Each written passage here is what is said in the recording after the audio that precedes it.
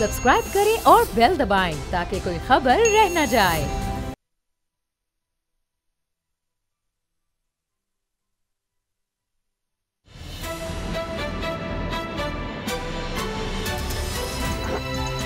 अब पता चला। बिस्मिल्लाहिर्रहमानिर्रहीम, अस्सलाम वालेकुम। मैं हूं मोहम्मद उसामा गाजी और आप देख रहे हैं अब पता चला। खबर यह है कि महंगाई की सुनामी तब्दीली के लिए बदनामी पर बदनामी समेट रही है और वज़ीर-ए-आज़म इमरान खान NRO नहीं दूंगा के नारे मार रहे हैं। आज किसान पोर्टल की इफ्तिताही तकरीब में भी वज़ीर-ए-आज़म की ज़ुबान पर NRO का जिक्र था, लेकिन सच ये है, बल्कि कड़वा सच ये है कि अब NRO के लफ्ज़ से आवाम को कोफ्त होने लगी है। सवाल उठने लगे हैं कि ये जो वज़ीर-ए-आज़म बार बार NRO नहीं दूंगा की तकरार करते हैं, लगता है इससे उनकी मुराद सियासतदान नहीं बल्कि आवाम है। दलील इसकी ये है कि 3 साल से तब्दीली की राह देखते आवाम को तब्दीली की शक्ल में सिर्फ परेशानी ही देखने को मिली है। कभी कोरोना बंदिशों की शक्ल में, कभी बीमार मईशत के रूप में और बार बार महंगाई के जिन की सूरत। 3 साल, जी हाँ 3 साल से तहरीक इंसाफ की हुकूमत है और रिलीफ के नाम पर तकलीफ है कि बढ़ती जा रही है। वज़ीर-ए-आज़म ने कहा था कि वो महंगाई को खुद मॉनिटर करेंगे, लेकिन अफाका कुछ नहीं हुआ, बल्कि नौबत फाकों से आगे तक पहुंच गई है। गरीब के लिए जीना मुश्किल और मरना आसान बना दिया गया। ताज़ा झटका बिजली ने लगाया है। फी यूनिट कीमत ₹1.68 फी यूनिट बढ़ा दी गई है। मंजूरी वफाकी काबीना ने दे भी दी।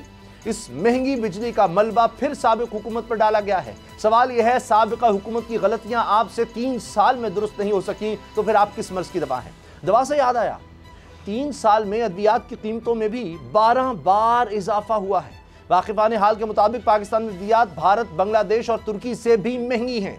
वफाकी वज़रा पेट्रोल पर तो मिसालें देते हैं कि पाकिस्तान में पेट्रोल अब भी खत्ते में सबसे सस्ता है, लेकिन लगता है हुकूमत ये फ़र्क ख़त्म करके रहेगी, क्योंकि पेट्रोलियम मसनूआत की कीमत में 10 रुपये तक इजाफे की खबरें फिर गर्म हैं। आम इस्तेमाल की अशिया की बात करें तो यूटिलिटी स्टोर पर भी महंगाई का नया तूफान आ गया है।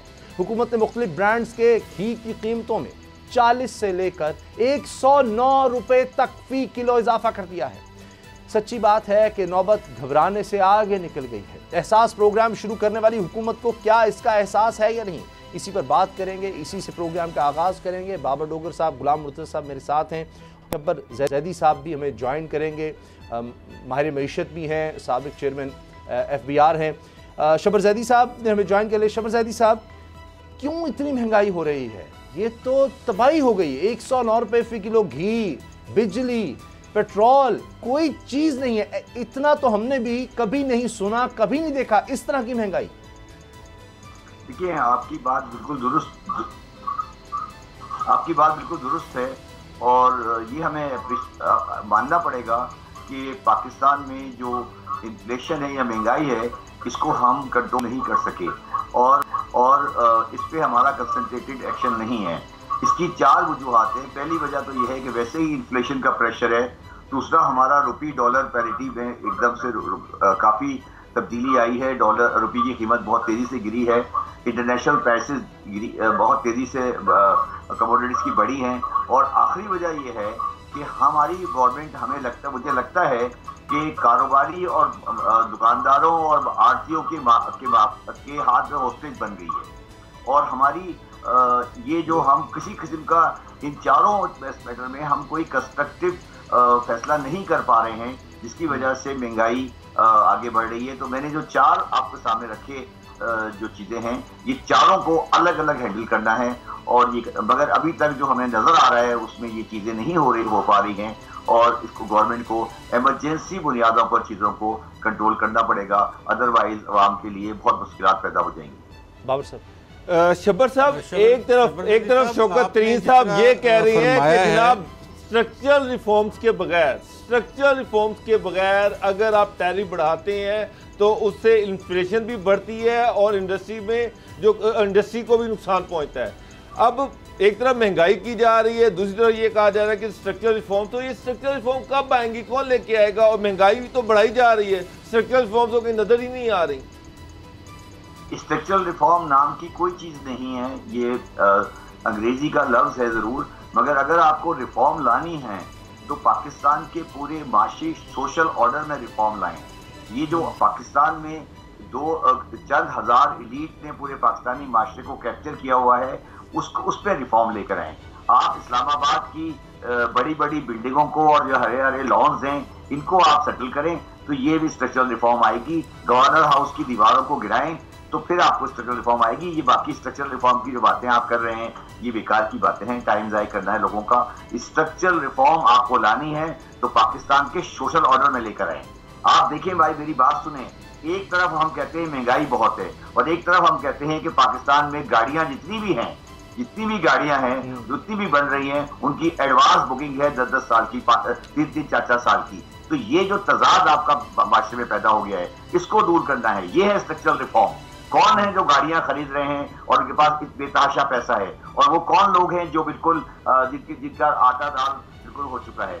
ये स्ट्रक्चरल रिफॉर्म चाहिए। अगर 370 MNAs के पास ये इस पे बैठ के काम करने का टाइम नहीं है तो फिर हमें कुछ और सोचना पड़ेगा।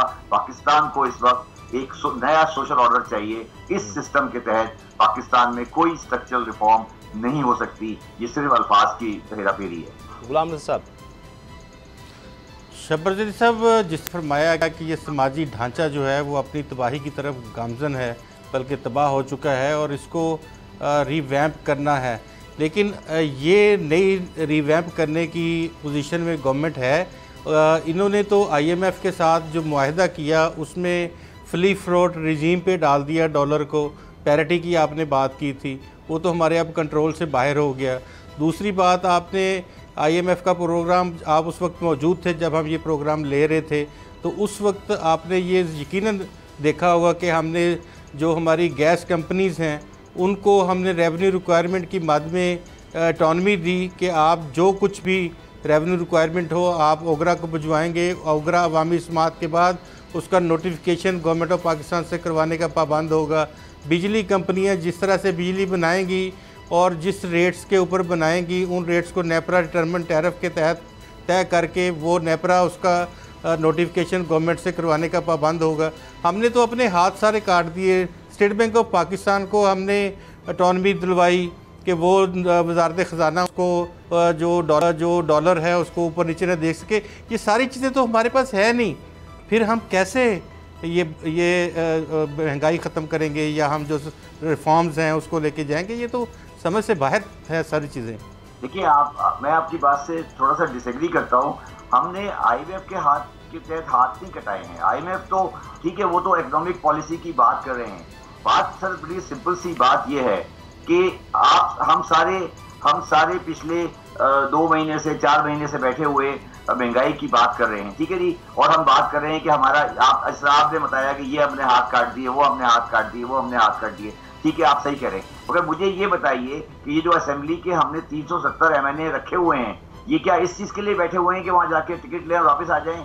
क्या पाकिस्तान की किसी असेंबली ने कोई कंटिन्यूअस डिस्कशन की है किसी इकोनॉमिक मैटर पर जिसमें लीडर ऑफ हाउस भी मौजूद हो और लीडर ऑफ अपोजिशन भी मौजूद हो, जिसमें वज़रा भी मौजूद हो, जो पॉइंट ऑफ व्यू रखें, ना कि वो टेलीविजन के प्रोग्रामों में बैठ के एक दूसरे की मजाक करें या लोगों के साथ खेल खेलें? उससे बेहतर नहीं है कि ये सब असेंबली में हो। इसलिए मैं आपको कह रहा हूँ ये जो IMF वाली बातें हैं, ये सब चीज़ें ये इररेलेवेंट है। पाकिस्तान को नया सोशल ऑर्डर चाहिए। अगर असेंबलियां अवाम की भलाई के लिए कानून नहीं, अवाम की भलाई के लिए कोई एक्शन 370 MNA बैठ के नहीं कर सकते तो उनको कोई हक हासिल नहीं है कि वो असेंबलियों में बैठे। शब्बर साहब, लेकिन असेंबलियों में तो इतनी पोलराइजेशन है, इतनी शदीद तकीम है कि प्राइम मिनिस्टर कह रहे हैं कि मैं अपोजिशन लीडर से बात ही नहीं करूंगा। नहीं सर, मेरी बात सुने, ये सब उनका अपना घर का खेल है। सब अंदर से एक है, शाम को सब एक ही पार्टी में बैठते हैं, सब एक ही पार्टी में खाते हैं। किसी की गाड़ी जो है वो छोटी गाड़ी नहीं है, सब पराडों में आते हैं, चाहे वो PTI का MNA हो या वो PMLN का MNA हो, चाहे वो MKM का MNA हो, चाहे वो पीपल्स पार्टी का MNA हो। उसका कोई रिश्ता आपके साथ नहीं है। जब आपका रिश्ता नहीं है तो आपके लिए कैसे सोचेगा? आप क्या बातें कर रहे हैं? शब्बर साहब, थोड़ा अगर आप एलाबोरेट करें। आप क्या कह रहे हैं कि इस प्रोग्राम को जो सारा जमहूरियत और ये MNAs और ये लल्ले तलल्ले ये खर्चे ये तकरीरें ये वाइंड अप कर दिए जाए, इनको कोई किसी तरह से खत्म किया जाए? मैं ये नहीं कह रहा वाइंड अप कर दी जाए। आप उनको अपनी असेंबली की बिल्डिंग के अंदर बंद करें सबको और उन्हें कहें कि लीडर ऑफ अपोजिशन और लीडर हाउस दोनों बैठे और एक पाकिस्तान की मईशत के लिए प्लान लेके उठे। ये नहीं कि वो कहे कि आपकी गवर्नमेंट ने खराब कर दिया, वो कहे कि आपकी गवर्नमेंट ने खराब कर दिया और आवाम बाहर बैठ के मजाक करते रहे। और ये सारा जो इलीट का कैप्चर है पाकिस्तान में, वो पाकिस्तान में मुख्तलिफ कभी किसी शक्ल में और कभी किसी शक्ल में आ जाए। मैं ये नहीं कह रहा कि जमहूरियत और निज़ाम खत्म किया जाए, जमहूरियत ही रहेगी, बट जमहूरियत फिर जमहूरियत होनी चाहिए ना कि जो वो किस बात के लिए बैठे हुए हैं, किस बात के लिए मिनिस्ट्रियां बैठी हुई है, किस बात के लिए मिनिस्ट्री ऑफ एनर्जी और पावर बैठी हुई है। अच्छा, एक मिनट शब्बर साहब, आप इस गवर्नमेंट का थोड़े अरसे के लिए हिस्सा रहे, मैं सिर्फ आपकी ऑब्जर्वेशन चाहता हूँ। जब तो मैं आज 6 महीने बाद बाहर आ गया। इमरान खान साहब कहते थे कि दो नहीं एक पाकिस्तान, एक पाकिस्तान, तो वो कौन सी चीज जो उस चीज में हायल है, कौन सी चीज इसमें रुकावट है? मैं जब ट्रेडर्स के सामने, ट्रेडर के माफिया ने मेरे सामने खड़े हुए, जब CNIC के लिए लोग मेरे सामने खड़े हुए, जब मैंने जो भी ट्रैक एंड ट्रेस के लिए मेरे सामने खड़े हुए, तो मैंने कहा ठीक है जी, या तो आप सिस्टम का हिस्सा बन जाएं या छोड़ के साइड पे हो जाएं और बाहर बैठ के आप इसको सेटल करें। मैं आपको ये कहने की कोशिश कर रहा हूँ कि ये सिस्टम, जिस सिस्टम के तहत हम चल रहे हैं, चाहे वो समाजी सिस्टम हो या पार्लिमानी, लोगों का पार्लिमानी सिस्टम बाकी रहेगा, मगर पार्लिमानी सिस्टम को मैं आपसे फिर ये सवाल करता हूँ कि कल क्यों नहीं असेंबली का इजलास बुलाया जाता जिसका एजेंडा हो कि जब हम पाकिस्तान का अगले 10 दिन में बैठ के इकोनॉमिक प्लान देंगे तो फिर उसके बाद हम आगे चलेंगे। ये तो कोई तरीका नहीं है ना कि आप टीवी में बैठ के एक दूसरे की बुराई करते रहें, इसने ये कर दिया, मैंने वो कर दिया। कभी दुनिया की किसी माशरे में ये होता है? अच्छा, ये चीजें खत्म कर, आप कह रहे हैं एक नया सोशल एक ऑर्डर आना चाहिए कि जहां गरीब का एहसास किया जाए, तो वह एहसास प्रोग्राम तो कह रहे हैं ला रहे हैं हम, किसान कार्ड, सेहत कार्ड। मेरी बात सुने सर, आप जाएं कराची में, इस वक्त हर चौक पर एक दस्तरखान लगा हुआ है। तो आप ये चाहते हैं कि गरीब आदमी अमीर आदमियों को बेइज्जत करा के खाना खिलाए? ये चाहते हैं हम कि हम लोगों को लाइनें लगा के रोटियां दें और वो जो लोग रात को उन दस्तरखानों में बैठ के खाना खाएं और पाकिस्तान में एक अजीब सा माहौल पैदा हो जाए? मैं शदीद खिलाफ हूँ इन चीज़ों के कि आप सड़कों पे लोगों को खड़ा करके लाइन लगवा के उनको खाना खिला रहे हैं। ये पाकिस्तान की आवाम की तौहीन है। लेकिन आपको फवाद चौधरी साहब कहते हैं, वज़ीर इत्तलात और नशरियात में कहते हैं लोगों की आमदनी भी तो बढ़ी है, इसलिए महंगाई का कोई खास इम्पैक्ट नहीं हो रहा। सर मैं आपको वही तो अर्ज कर रहा हूँ, मैंने आपको पहले भी कहा कि पाकिस्तान का सियासी निज़ाम नाकाम नहीं हुआ है, पाकिस्तान का माशी निज़ाम नाकाम नहीं हुआ है, पाकिस्तान का समाजी निज़ाम नाकाम हुआ है। मैं इससे आगे बता पड़ता हूँ। जब आप मुझे ये बताइए कि क्या किसी जुमे के खुतबे में कोई ये बात करता है कि पाकिस्तान में कितनी रिश्वत है, कितनी करप्शन है, कौन टैक्स देता है, कौन टैक्स नहीं देता? ये आपने क्या मजाक बनाया हुआ है पाकिस्तान में? जब तक आप इन चीजों को सेटल नहीं करेंगे ये मुल्क नहीं चल सकता। कोई माशरा भी सिविलाइज तरीके से, जिस तरीके पे पाकिस्तान की आज माशरे की शक्ल हो गई है, इसमें कोई भी माशरा नहीं चल सकता। हम ट्राइबल सिस्टम की तरफ वापस जा रहे हैं। मैंने आज देखा एक आदमी को नैब ने गिरफ्तार करना है, उसके घर के सामने उसके कबायली लोग बाहर आके बैठे हुए हैं। तो आप ये कहना चाहते हैं कि आप कबायली निज़ाम में जाएंगे? हम इस तरफ जाना चाहते हैं क्या? तो हमारा क्या इरादा क्या है? अच्छा शब्बर साहब, गवर्नमेंट तो ये कह रही है कि पाकिस्तान का GDP 2 से 4% चला गया है। जब ये डबल हुआ तो इसका मतलब ये है कि बेताशा एम्प्लॉयमेंट भी हो गई है। तो क्या ये GDP सही है, इसके इशारे सही है, आप इसको मानते हैं? क्योंकि जब हम नीचे देखते हैं तो उसका कोई इम्पैक्ट नजर नहीं आता। मेरी बात सुने, मैं कल भी इमरान खान साहब का सपोर्टर था, मैं आज भी इमरान खान का सपोर्टर हूँ। और मैंने, अगर आप मेरा 3 महीने पहले का एक ट्वीट देखें, मैंने उसमें लिखा था कि पाकिस्तान की GDP ग्रोथ 4% होगी। ये आप मेरा ट्वीट देख लीजिएगा। मसला सर GDP ग्रोथ का नहीं है, पाकिस्तान में मसला GDP ग्रोथ का नहीं है। जो GDP ग्रोथ हो रही है उसका रिजल्ट किसके पास जा रहा है? सवाल ये है कि क्या अमीर गरीब का फर्क बढ़ रहा है या नहीं बढ़ रहा? क्या ये कंसंट्रेशन ऑफ वेल्थ की तरफ हम आगे बढ़ रहे हैं या नहीं बढ़ रहे? सवाल इस बात का है। GDP ग्रोथ होने से अमीर गरीब का फर्क नहीं पड़ता। GDP किसके पास जा रही है, अर्निंग किसके पास जा रही है, क्या हो रहा है? लेकिन वो कहते हैं कि जी एम्प्लॉयमेंट जनरेट हो रही है, इससे एम्प्लॉयमेंट जनरेट हो रही है। देखिए GDP 4% की हो रही है एम्प्लॉयमेंट रेट, मगर मेरा मकसद कहने का ये है कि जो इन्फ्लेशन है या जो महंगाई है ये किस वजह से है? मैंने आपको पहले बताया कि इन्फ्लेशन इस वजह से है कि सारा करप्शन का पैसा रिटेल और होलसेल मार्केट में लगा हुआ है और वो एक मनी सप्लाई है जिसको हम कंट्रोल नहीं कर सकते और वो सारा पैसा इन्फ्लेशन में लगा हुआ है। और जितने भी ट्रेडर्स के ग्रुप हैं, जितने भी ये आड़तियों के ग्रुप हैं, वो सब एंटी इमरान खान हैं। और वो पीटीआई की गवर्नमेंट को नहीं चाहते, बल्कि वो किसी भी ऐसी गवर्नमेंट को नहीं चाहते जो कामयाब हो, और वो पूरी तरह से कोशिश कर रहे हैं कि आज ये सिस्टम गिरे। मगर मैं कहता हूँ सिस्टम जरूर गिरे, मगर सिस्टम गिरने के बाद कोई वैसा ही वापस नहीं आए। वापस आए तो पाकिस्तान का समाजी निज़ाम नई शक्ल में वापस। अब मौजूदा वज़ीर ख़जाना को चूंकि उनका वक्त खत्म हो रहा है तो उनको मुशीर ख़जाना लगाने का ऐलान हो गया है। उनकी कारकर्दगी क्या इतनी ही अच्छी हमें नज़र आ रही है? अब तो लोग हफीज़ शेख को याद करेंगे, जितनी महंगाई अब हो गई है। और इमरान खान साहब तो कहते थे मुश्किल वक्त गुजर गया, मेरा ख्याल है 1 साल बाद उन्होंने कहा कि अब बेहतरी आएगी। वो 1 साल अगले साल फिर उन्होंने कहा जी मुश्किल वक्त गुजर गया है। मुश्किल वक्त तो ऐसे लगता है कि वो था ही नहीं, वो तो अब शुरू हो रहा है जैसे। और IMF के बारे में अब जो मुशीर ख़जाना बनने जा रहे हैं मौजूदा वज़ीर ख़जाना साहब, उन्होंने कहा कि IMF की वजह से महंगाई हुई, तो फिर अब हम उसकी मिन्नत समाजत फिर क्यों कर रहे हैं? IMF के पास ही तो गए हुए हैं वो दोबारा। मैं आपको फिर कह रहा हूँ महंगाई के अंदर, मैं फिर आपको ये बात कह रहा हूँ, मेरा व्यू है, चाहे आप एग्री करें या नहीं करें, मेरा व्यू है कि महंगाई की बढ़ाने में IMF की पॉलिसी का हिस्सा जरूर है, मगर वो हिस्सा नहीं है जो हम समझते हैं। हिस्सा जो महंगाई के बढ़ाने में ये है कि पाकिस्तानी माशरा एक ब्लैक मनी करप्शन में तनज़्ज़ुल की तरफ जा रहा है, और जितना भी ब्लैक मनी है वो सारा मार्केटों में लगा हुआ है। ये सारे जो आप बताइए, मुझे बताइए कि चुनिया में क्या प्याज का कीमत है और लाहौर में प्याज की कीमत क्या है, ठट्टा में क्या कीमत है और कराची में क्या कीमत है। ये पूरी मार्केट मैनिपुलेशन हो रही है और इसमें सारा ब्लैक मनी लगा हुआ है। हमें भी पता है, सबको पता है, मगर कोई इसको हाथ नहीं। थोड़ा सा आप जो कह रहे हैं नया निज़ाम होना चाहिए, उसको एलेबोरेट करेंगे। नया निज़ाम किस तरह से? मसलन ये जो बात आई थी कि जी 50,000 की खरीदारी पर ID कार्ड की आपको कॉपी देनी होगी, उस पर एहतजाज शुरू हो गया। क्यों नहीं हो सकता? अगर मेरे पास इतना है और मतलब मैं टैक्स दे रहा हूं, तो उसके बाद मुझे क्या डर है कि मैं जाकर ID कार्ड जो है वो साथ उसकी कॉपी दूं अगर मैं कोई ऐसी चीज़ खरीद रहा हूं? क्यों नहीं ये हमारे यहाँ इंप्लीमेंट हो सका? क्या वजह है? देखिए, नया निज़ाम की पहली रिक्वायरमेंट ये है कि अगले हफ्ते आप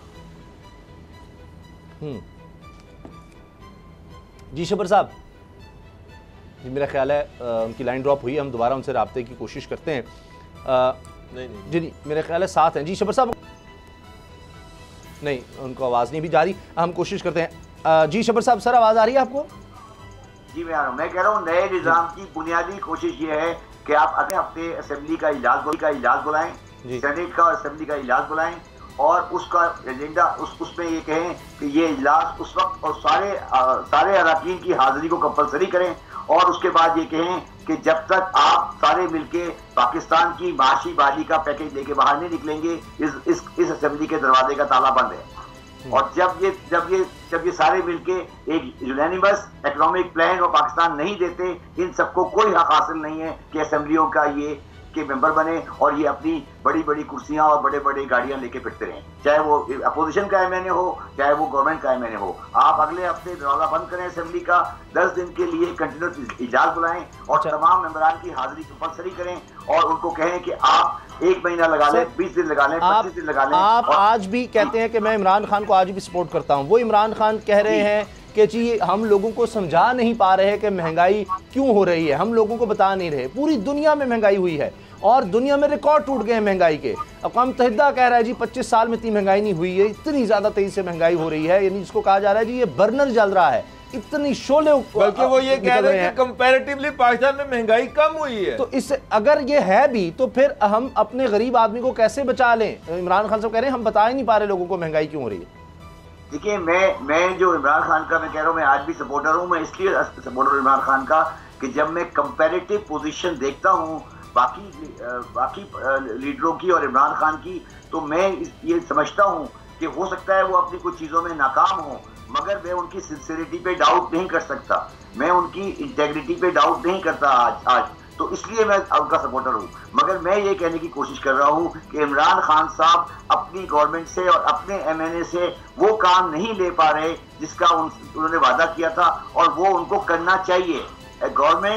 गवर्नमेंट जो होती है पार्लिमानी सिस्टम में, अगर आप या तो पार्लिमानी सिस्टम को बंद पैक कर दें, अगर गवर्नमेंट आपने पार्लिमानी सिस्टम में चलानी है तो फिर आप अपने MNAs को, अपने MPs को आप ये कहें कि वो बिला वजह की जो अपनी सरगर्मियां हैं बंद करें, गवर्नर हाउस की दीवारों को नीचा करें और पाकिस्तान के अवाम के साथ रिश्ता कायम करें।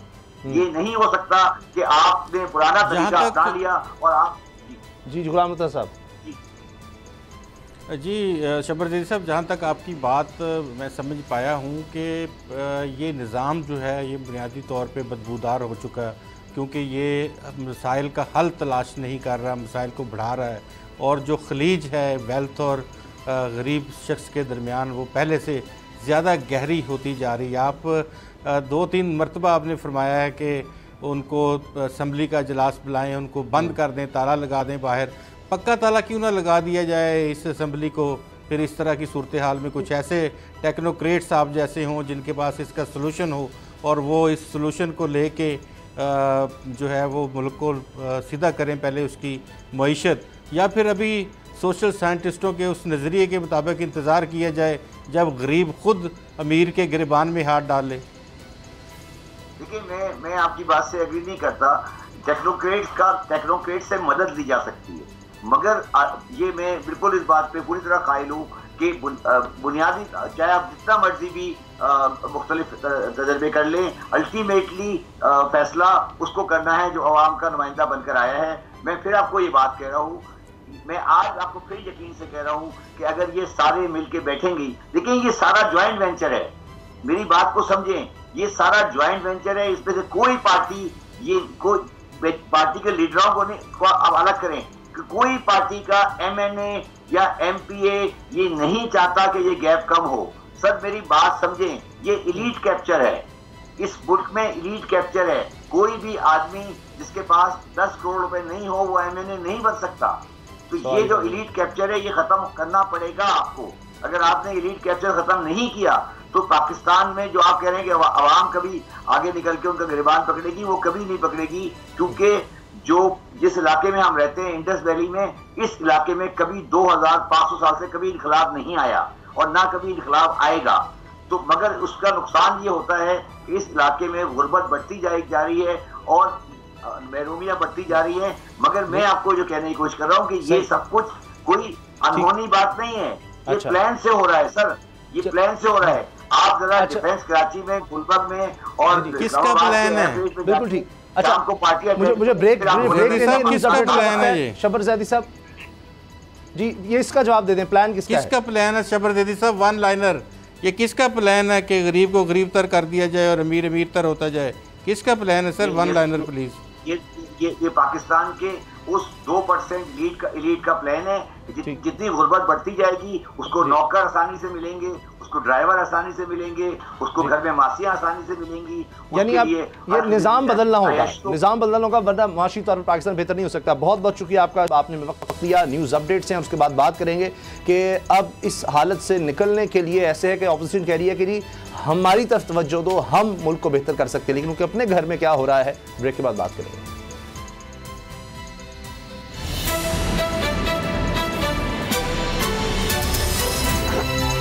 अब पता चला।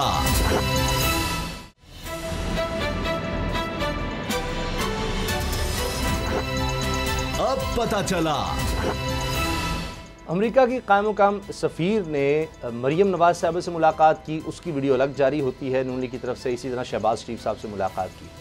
अब इस पर बड़ी चहमगोइयाँ हो रही हैं और पार्टी भी हैरान है कि इसके बाद तो अब कोई बात रह नहीं जाती। खुद पार्टी के अंदर अब ये बात हो रही है कि जी ये अब लाइन वाकई खींच दी गई है। तो बाबर डोगर साहब, अब ये कहना कि जी एक नज़रिया है, नवाज शरीफ जो फैसला कर दें वही होता है, यानी अमेरिका को भी पता है कि इनसे अलग अलग डील करना है, तो ये तो अब 2 हिस्से हो चुके हैं। अगर अमेरिका अलग मिल रहा है तो बाकी क्या बात रह जाती है? उसामा साहब, जो अंदर की रिपोर्ट है वो ये है कि जब अमेरिकन जो कौंसलेट है या उन्होंने जब रब्ता किया कि यहाँ पर नाज़मुल उमूर जो है वो आना चाह रही हैं शहबाज शरीफ से, तो मरियम ने का ये इंसिस्ट किया कि जनाब मैं उनसे अलहदा से मिलना चाह रही हूँ। उन्होंने PMLN प्रेसिडेंट से रब्ता किया कि जनाब वो आ रही हैं, वो आपसे मिलना चाह रही हैं और सारी लीडरशिप से मिलना चाह रही हैं। तो जिस पे मरियम ने ये कहा कि जनाब मैं अलहदा से उनसे मिलना चाह रही हूँ। तो वो ये समझती हैं कि शायद नवाज शरीफ का जो बयानी है, नवाज शरीफ के बयानी को वो बेहतर तरीके से अमेरिकन नाज़मुल उमूर को समझा सकती हैं, क्योंकि शहबाज शरीफ का अपना बयानी है। तो शहबाज शरीफ जो है वो अपना बयानिया बताएंगे। तो मरियम का ये ख्याल था कि मैं मुझसे वो अलहदा मिलें। उस अलहदा मीटिंग को वो ख़ुद वो समझती कि नवाज शरीफ की वो वारिस हैं, वो उनकी सियासी जो है वो हेर हैं और वो बेहतर तरीके से उसके बयानिए को अमेरिकन जो नाज़मुल अमूर हैं उनके सामने रख सकती हैं, उनसे इस पर डिस्कशन कर सकती हैं।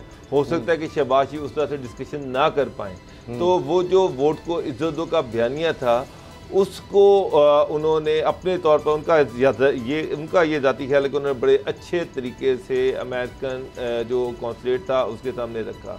ठीक है। और शहबाज शरीफ जो आप देखिए फिर उन्होंने पार्टी की सारी सीनियर जो लीडरशिप थी उसको अपने साथ बिठाया हुआ था।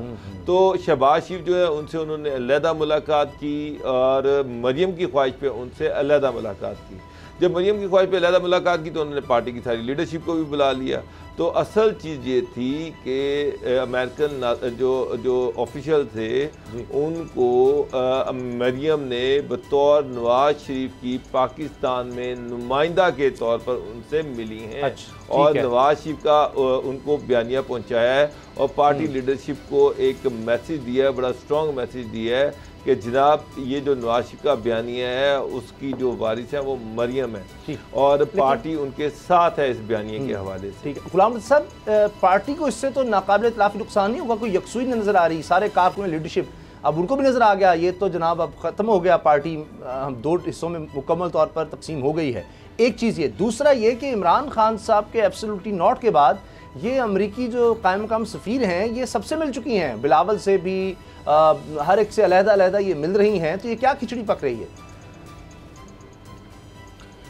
देखिए पहली बात तो ये है कि अगर पाकिस्तान मुस्लिम लीग नवाज़ के लोगों से बात की जाए तो वो उनका तो कहना इस बाबत ये है कि ये देखें कि हमारी पार्टी की स्ट्रेंथ है कि हमारे 2 रहनुमाओं से मुलाकातें की हैं उन्होंने। वाह, निस्बतन इसके कि वो तो 3 कर लेते तो हो सकता 3 से मुलाकात हो जाती एक नए बयानिए वाला भी आ जाता। देखें आप जानते हैं कि कुछ तो बात है कि 2-2 जगह से मुलाकात हो रही है। आप ये भी देखें ना कि किसी को तो मिस बेल भी नहीं आ रही है और फ़ोन के सवालात हर टीवी चैनल वाला पूछता है कि फ़ोन आया या नहीं आया। तो यहाँ तो मुलाकातें हैं और जो ये पाकिस्तान मुस्लिम लीग नवाज़ के अपने जो ज़राए हैं उनसे हमारी बात जो हुई उनका ये कहना है कि हमारी पार्टी की अहमियत है कि वो सब लोगों से मिल रही हैं और उनसे बातचीत कर रही हैं। और अगर दूसरी तरफ हम ये देखें कि साबिक़ वज़ीर-ए-आज़म से भी मुलाकात की है, बिलावल भुट्टो से भी मुलाकात और बाकी रहनुमाओं से भी मुलाकात हो रही है, कुछ रह गए हैं उनसे भी मुलाकात करेंगे। आप जानते हैं कि ये सारी खित्ते के तनाज़ुर में मुलाकातें हो रही हैं और जो पॉलिसीज़ अमेरिका में बनाई जा रही हैं पाकिस्तान के हवाले से उस हवाले से ये बातचीत की जा रही है।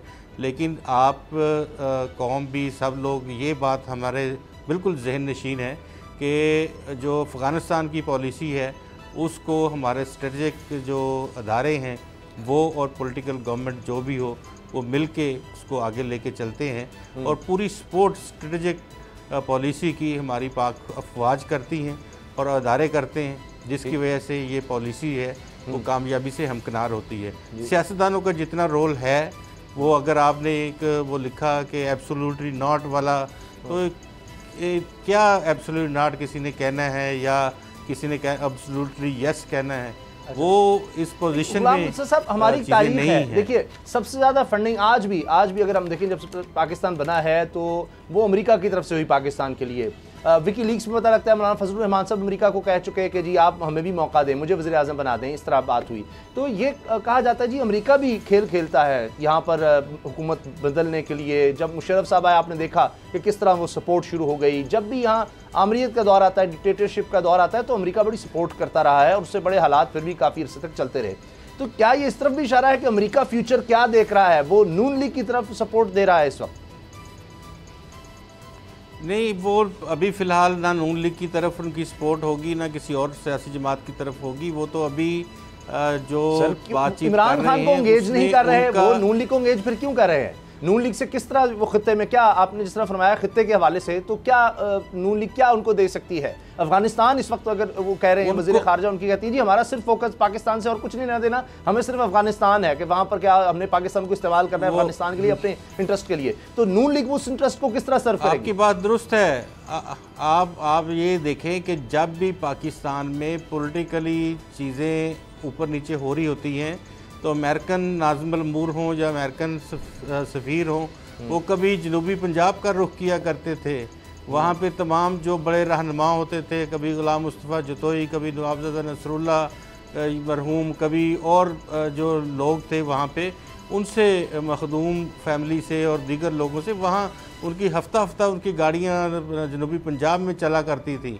तो ये अमूमी तौर पे होता है कि जब भी यहाँ पे पाकिस्तान के इर्द गिर्द ख़ित्ते में अमेरिका अपनी पॉलिसी तब्दील कर रहा हो या पॉलिसी में कुछ ऐसी चीज़ें लेके आ रहा हो या कुछ चीज़ें ख़त्म कर रहा हो, तो वो एतमाद में लेता है यहाँ पे स्टेक होल्डर्स। ज़ाहिर है कि इन्होंने किसी ना किसी जगह पे तो सिस्टम में ये सिस्टम को चलाते रहे हैं या सिस्टम में कहीं ना फिट पुर्जे हैं, कहीं ना कहीं दोबारा सिस्टम में आ सकते हैं। तो वो इसलिए तमाम सियासी जमातों से इस हवाले से मुशावरत करते हैं कि अगर ये इस्लाह हो जाए तो इस तरह क्या होगा, आपका क्या मौक़िफ़ है, वो पूरी नब्ज़ चेक करते हैं। फिर उसके बाद आप इसी हवाले से ज़रूर बात कीजिएगा, साथ ये भी शामिल कर लें कि ये जो वीडियोस रिलीज़ की गई हैं बड़ा सोच समझ के, एक बड़ा उनका अपना एक जो समझिए मीडिया का उन्होंने पूरा एक बनाया हुआ है, एक पैनल कह लें नून लीग ने। मरियम साहिबा के साथ आप देखिए कि सारा सीनियर लीडरशिप नज़र आ रही है। तो ये जानबूझ के मरियम रिलीज़ किया गया। साबिक़ वज़ीर शाहिद खान बासी मेरे साथ है, परवेज़ रशीद है, एहसन इकबाल है, खुर्रम दस्तगीर, साबिक़ वफाकी वज़ीर, मरियम औरंगज़ेब, ये मेरे लोग हैं। शहबाज शरीफ अकेला खड़ा है। उसामा साहब, पहली बात तो ये है कि अमेरिका का पाकिस्तान की सियासत में हमेशा इन्फ्लुएंस रहा है। अयूब खान से लेके अब तक अमेरिका सुपर पावर है और पाकिस्तान की पॉलिटिक्स में उसके इस रीजन में बहुत ज़्यादा इंटरेस्ट है और पाकिस्तान की पॉलिटिक्स में हमेशा उनका इन्फ्लुएंस रहा है। और ये भी होता रहा है कि जो सियासतदान हैं वो अमेरिका को जो सामने खड़े भी होते रहे हैं और उसके कॉन्सिक्वेंसेस भी आपके सामने हैं। भुट्टो साहब हैं, उन्होंने सोशलिज्म का नारा लगाया, बाद में आपने देखा किस तरह से मार्च चलने लगा। नवाज शरीफ साहब जो हैं उन्होंने आज भी वो बड़ा कहते हैं कि जनाब मुझे क्लिंटन का फ़ोन आया लेकिन हमने उसको ना कह दी जी, और उसके बाद हमने धमाके किए। अच्छा। और उसके बाद आप देखिए मार्च चलने लग गया। तो फिर तो इमरान खान भी बात ये नहीं है, बात ये है कि पहली बात तो ये है कि अमेरिका एक सुपर पावर है, आपके सारे मालियाती इदारे जो है उस पर उनका कंट्रोल है और पाकिस्तान की जो इकोनॉमी है वो इसकी मुतहम्मिल नहीं है कि हम अमेरिका से इस तरह से लड़ें। हमारी पॉलिसी डिप्लोमेटिक होनी चाहिए, हम अमेरिका से भी डिप्लोमेटिक होनी चाहिए और हमारी चाइना से भी और सारी दुनिया से। और देखें आपके हमसायों वाले डिसीजन का गुलाम रज़ा साहब ने बड़े अच्छे अल्फाज में बता दिया कि कहाँ से डिसीजन होते हैं। हुकूमत है, मिलिट्री के हवाले से कहाँ से डिसीजन होने हैं, हुकूमत के हवाले से जहाँ से होने हैं। अमेरिका तो उस तरफ जा ही नहीं रहा, अमेरिका तो अपोजिशन की तरफ जा रहा है। अखबारात में इंटरव्यू दें कि जनाब मैंने एब्सोल्युटली नॉट कह दिया है, इस तरह से नहीं होता। आप सुपर पावर को इस तरह से अनॉय नहीं कर सकते। फिर आप ये कह रहे हैं कि मुझे फोन नहीं आ रहा, तो फिर वो सुपर पावर है, वो तो बेइज्जती करें जी कि आपके सदर कुछ पता नहीं। अमेरिकी सदर को कह रहे हैं जी वो तो उसको समझ ही नहीं है, मैं उसको समझा रहा हूँ, उसको समझ ही नहीं आ रही, वो सुनना ही नहीं चाहता। मतलब वो अमेरिकी सदर की बेइज्जती कर रहे हैं इमरान खान साहब जनाब जब भी चैनल पर आते हैं। तो लेकिन क्या इनको मिलेगा नून लीग से, पीपल्स पार्टी से? उसामा साहब, इस वक्त जो सूरत हाल पता क्या है, अमेरिकन का जो फोकस है पाकिस्तान में, पाकिस्तान के पॉलिटिशियंस पर या पाकिस्तान के अवाम से लोगों पे रब्ता कर रहे हैं। दीगर एम्बेसियाँ भी पाकिस्तान में जितनी भी हैं, उनके बहुत सारे जो पॉलिटिकल काउंसलर्स हैं वो मुख्तलिफ लोगों से रब्ते और रोज़ाना की बुनियाद पे इंफॉर्मेशन ले रहे हैं। तो यहाँ सिर्फ़ और सिर्फ देखा ये जा रहा है कि अफ़गानिस्तान के हवाले से पाकिस्तान क्या सोच रहा है, वन। दूसरा ये है कि क्या पाकिस्तान ब्लॉक वाइज अपने ख़ित्ते की तरफ ज़्यादा पसंद कर रहा है। ये सियासतदान जो पाकिस्तान के हैं, पाकिस्तान की पॉलिटिकल एलीट जो है, क्या उसका रुझान अमेरिका की जानिब है या अमेरिका से टिल्ट होके पाकिस्तान चीन राहदारी या पाकिस्तान के चीन के साथ ताल्लुकात की जानिब टर्न हो गया है या वो ब्लॉक जो नून लीग का खित्ते का ब्लॉक है। बिलावल साहब भी अमेरिका के बड़े दौरे कर चुके हैं, तो फिर ये पार्टीज के दिन दौरे होते रहते हैं। पता लग गया ये ऐसा नहीं है कि आप अमेरिका का दौरा करना छोड़ दें और फिर आप चीन के दौरे करें या चीन का दौरा करना छोड़ दें। अमेरिका ये स्ट्रेटेजिक पोजीशंस हैं जो पाकिस्तान को, ये एक वक्त है ऐसा, इस वक्त पाकिस्तान ने वो लाइन लेनी है, वो डिसीजन लेना है कि पाकिस्तान कहाँ पे खड़ा है। दो राह है ये कि पाकिस्तान ने अपने खित्ते में अपना मुस्तकबिल तलाश करना है या पुराने दोस्तों के साथ मिलकर चलना है। तो ये बड़ी इस वक्त बहुत बड़ी ये सूरत हाल है और इस खित्ते में उन्होंने क्योंकि अपनी पॉलिसीज इस चीज को देख के आगे बनानी है। मुझे सिर्फ ये बता दें खड़े होना है आखिर में ब्रेक है कि ये जो दो अलग मुलाकातें हुई हैं इससे पार्टी को कोई नुकसान नहीं है। जब ये मेरी बात सुने, मैं बिल्कुल आपकी बात बिल्कुल ठीक है, मैं एग्री करता हूँ।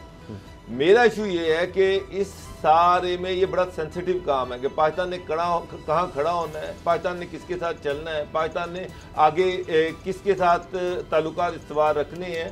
लेकिन इसमें डिप्लोमेसी इस्तेमाल की जाती है, इसमें ब्लंटली एब्सोल्युटली नॉट नहीं कहा जाता। इसमें आप किसी भी बड़ी सुपर पावर को अनॉय नहीं कर सकते।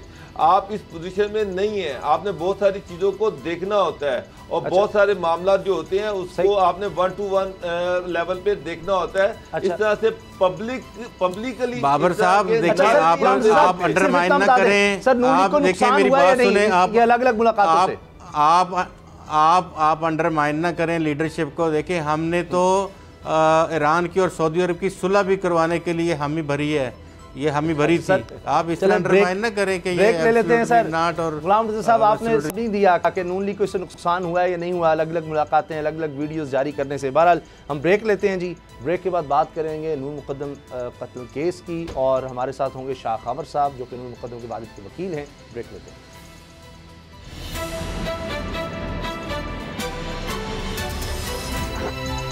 अब पता चला।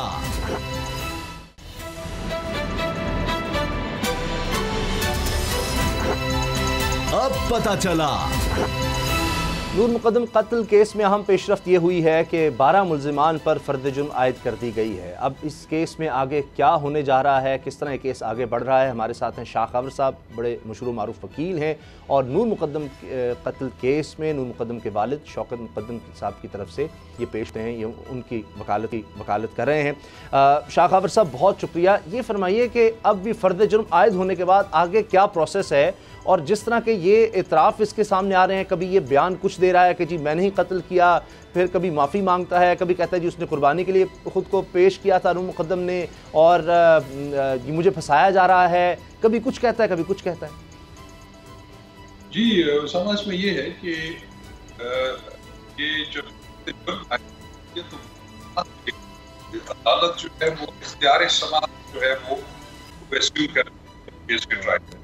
ये बुनियादी एक इसका नुकता होता है कि यहाँ पे मुल्ज़िमान बताया जाता है, उनको बताया जाता है कि आपके खिलाफ पुलिस ने क्या इल्ज़ाम लगाया है, उस पर के खिलाफ ये इल्ज़ाम हैं। तो अगर आप इसको इकरार करते हैं या सेहत जुर्म से, तो वो सब मुल्ज़िमान ने इकरार कर दिया है, क्लेम किया है कि हम ट्रायल जो है उसका करेंगे। तो अब नेक्स्ट जो है वो 20 अक्टूबर जो है वो एडिशनल सेशन ट्रायल कोर्ट है, उन्होंने इसको की शहादत के लिए रख दिया है। वो इसमें गवाह पेश करेंगे। और एक शाह खावर साहब मैं बहुत माजरत चाहता हूँ, हम आपसे दोबारा रब्ता करते हैं क्योंकि कुछ आवाज़ ठीक नहीं आ रही सही तरह से, शायद मेरा ख्याल है कनेक्शन में कोई प्रॉब्लम है। हम दोबारा आपसे सर कॉल मिलाते हैं और इस बारे में मज़ीद बात करते हैं। इस केस में जिस तरह हम पहले बात करते आए हैं, गुलाम रज़ा साहब अब जिस तरह शाह खावर साहब हम अभी उनसे रब्ता करते हैं वो इस बारे में हमें बेहतर बता सकें क्योंकि वो बहुत बड़े कानूनी माहिर हैं। लेकिन ये केस अब लग रहा है कि वाकई हम अगर तारीख़ देखते हैं पाकिस्तान में केसेस की या जिस तरह नॉर्मल केसेस चलते उनसे निस्बतन हमें ये तेज़ी से चलता हुआ नज़र आ रहा है कम अज़ कम। देखिए फ़िलहाल वाकई जो इसकी स्पीड है वो प्रॉपर है और क्योंकि टाइम भी दे रखा है हाई कोर्ट की जानिब से 2 माह में ट्रायल मुकम्मल करने का, तो स्पीडी ट्रायल हो रहा है और इसमें गवाहान के ऊपर जिरा जो है इस पे वक्त लग सकता है। और क्योंकि अभी तो इस तारीख़ पे जो नई तारीख़ दी गई है 20 अक्टूबर की, उस दिन से ट्रायल शुरू होगा। अभी तो फ़र्द जुर्म आयद होने का मरला जो आया है, इसके ऊपर फिर आप जानते हैं कि चलान के जो मंदरजात हैं वो उन तमाम मंदरजात के ऊपर A to Z बहस होनी है, उनके ऊपर शहादतें लगनी हैं, एग्ज़ामिनेशंस होने हैं, क्रॉस एग्ज़ामिनेशंस होने हैं, ये फिर जवाब है इसी तरह से ये केस जो है वो अपने मंतकी इंजाम की जानिब बढ़ेगा। फिर गवाहों की जितनी लंबी शाह खावर साहब हमारे साथ हैं। फिर शाह खावर साहब, बहुत माजरत जी, आप अपनी बात कंटिन्यू करिएगा कि सारे मुल्ज़िमान ने इनकार कर दिए जी हम इस जुर्म में शामिल ही नहीं आए, तो फिर किसने कर दिया कत्ल? देखिए, आपने जो पहले बात की कि उसने कल की समाअत के दौरान जब उनके जो जाहिर जाफर के जो वकील हैं उन्होंने एक बहस वहां पे कर रहे थे, उन्होंने दरखास्त दी हुई थी एडिशनल सेशन जज साहब को, जिसमें वो कह रहे थे कि जो इनके खिलाफ इस्तगासा ने मुकदमा बनाया है उनके खिलाफ फर्द जुर्म आयद नहीं हो सकती। तो उन्होंने तकरीबन 2.5 घंटे उसके ऊपर बहस की और उस बहस के दौरान जो मुल्ज़िम जाहिर है उसने मुख्तलिफ औकात में वहाँ पे मुख्तलिफ हरकतें की। उसने कभी जज साहब को भी मुखातब कर देता था, उसको इंटरप्ट करता था, बल्कि उन्होंने शौकत मुकद्दम को भी मुखातब करते हुए, चूँकि वो नज़दीक ही खड़े थे, उनको भी उसने कहा कि मेरे से गलती हुई है, मुझे माफ़ कर दें, या अगर माफ़ नहीं करेंगे तो मैं तो फिर सजाए मौत के लिए भी तैयार हूँ। इस तरह की उसने बहुत सारी हरकतें की और उसकी शायद वजह ये थी कि उनका वकील नहीं था वहाँ पे, और अगर वकील हो तो वो उसको फिर जो है वो मशवरा सही दे सकता है। लेकिन असल मसला ये है कि जब फर्द जुर्म आयद होने की बारी आई तो उसने उसको गौर से पढ़ा और फिर उसकी सेहत जुर्म से इनकार किया और उस पर दस्तखत कर दिए। उसने कहा कि मैं इसको डिफेंड करूंगा। तो अब ये है कि इस्तगासा की शहादतें जो है वो आना शुरू हो गई हैं और ये मेरा ख्याल है खासे फास्ट ट्रैक के ऊपर चलेगा केस, क्योंकि हम 3-4 गवाह जो हैं वो 20 तारीख को गुजार देंगे और इसमें जो है टोटल गवाह इस्तगासा ने रखे हुए फॉर्मल इनफॉर्मल वो भी 18 है। अच्छा। लेकिन उसमें जो असल जो मटेरियल गवाह हैं वो शौकत मुकद्दम साहब खुद हैं जो कि मुद्दई मुकदमा है, या इन्वेस्टिगेशन ऑफिसर हैं, या वो डॉक्टर हैं जिन्होंने इनका पोस्टमार्टम किया है। बाकी जो गवाह हैं वो इतनी लंबी चौड़ी जरा की उनकी जरूरत नहीं है। तो इस्तगासा जो है वो अपनी शहादत जल्द अज जल्द खत्म कर लेगा। जो है वो उनके डिफेंस का मौका आ जाता है कि उन्होंने अपने डिफेंस में क्या बयान देना है, डिफेंस में एविडेंस लेके आनी है। अच्छा। और जब वो भी खत्म हो जाएगी तो फिर ये इसका फैसला। अच्छा, शाह खावर साहब, ये जो मुल्ज़िम है ये अजीबोगरीब हरकतें कर रहा है, अजीबोगरीब किस्म की स्टेटमेंट दे रहा है, ऐसे लग रहा है जैसे वो ये जाहिर करना चाहता है कि शायद वो नफ्सियाती मरीज है। तो क्या इसका उसको कोई फायदा हो सकता है? मेरा नहीं ख्याल, क्योंकि अभी तक उनकी तरफ से कोई अभी जैसे फर्द जुर्म आयद हुआ है उस पे अगर उसने उससे उसकी सेहत जुर्म से इनकार किया है तो अगर उनके वकील होते, अगर वो ये एक मौक़िफ़ इख्तियार करना चाहते हैं, ये प्ली लेना चाहता है कि मैं ज़हनी मरीज हूँ, तो वो उसका वकील उसी वक्त क्लेम कर लेता। तो ना उसने ना उसके वकील ने कभी भी, जब वो रिमांड के दौरान भी मजिस्ट्रेट की अदालत में पेश होता था, कभी भी उन्होंने ये प्ली नहीं ली कि ये ज़हनी मरीज है। और वो जो वहाँ पे जिस तरीके से बिहेव भी करता है, ठीक है उसने कुछ उल्टी सीधी हरकतें करने की कोशिश की, लेकिन वो ओवरऑल जज साहब भी उसको ऑब्जर्व कर रहे हैं कि वो या तो कोर्ट के साथ प्ले कर रहा है लेकिन उसको समझ बूझ सारी है। तो वो के सेहत जुर्म से उसने इनकार कर दिया, उसका पूरा अपने आप को डिफेंड करने का राइट है, लेकिन एक राय जरूर मौजूद एडिशनल सेशन जज साहब ने उसके बारे में कायम कर ली होगी कि जो ये सरेआम कहता फिर रहा है और उनसे माफिया भी कोर्ट में मांग रहा है कि मुझसे गलती हुई है, बल्कि उसने यहाँ तक कहा कि चूंकि नूर मुकद्दम ने खुद अपने आप को कुर्बानी के लिए, चूंकि अगले दिन कुर्बानी की ईद थी, तो उसने जब पेश किया तो फिर मैंने ये किया।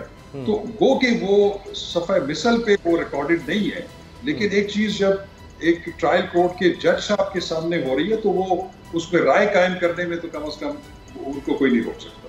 ठीक, गुलाम रज़ा साहब, मैं आपसे जानना चाहूँगा कि इसमें जो गवाहान हैं इस्तगासा के वो तकरीबन पुलिस वाले हैं ज़्यादा, तो इसमें कोई केस में कोई कमी कोताही तो नहीं हो जाएगी? क्या जो फोरेंसिक रिपोर्ट्स हैं और दीगर जो चीज़ें हैं उनको शवाहिद की बिना पे ज़्यादा अहमियत हासिल होगी?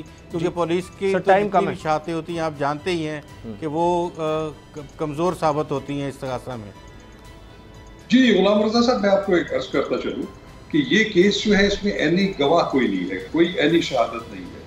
ये सारा केस जो है वाक़याती शहादत के ऊपर इन्हिसार कर रहा है, और वाक़याती शहादत में भी जो सबसे ज़्यादा मजबूत शहादत है वो तो एक CCTV रिकॉर्डिंग है, उसका फॉरेंसिक टेस्ट हो चुका है, उसमें मुल्ज़िम का जो फोटोग्रामेटिक टेस्ट है वो भी पॉजिटिव आ चुका है।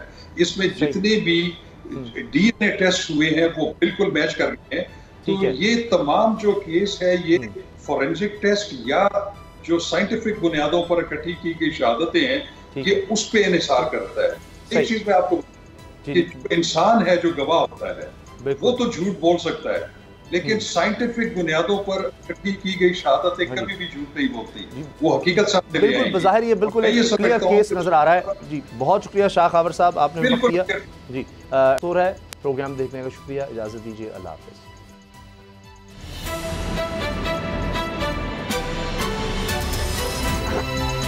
अब पता चला। सब्सक्राइब करें और बेल दबाएं ताकि कोई खबर रह न जाए।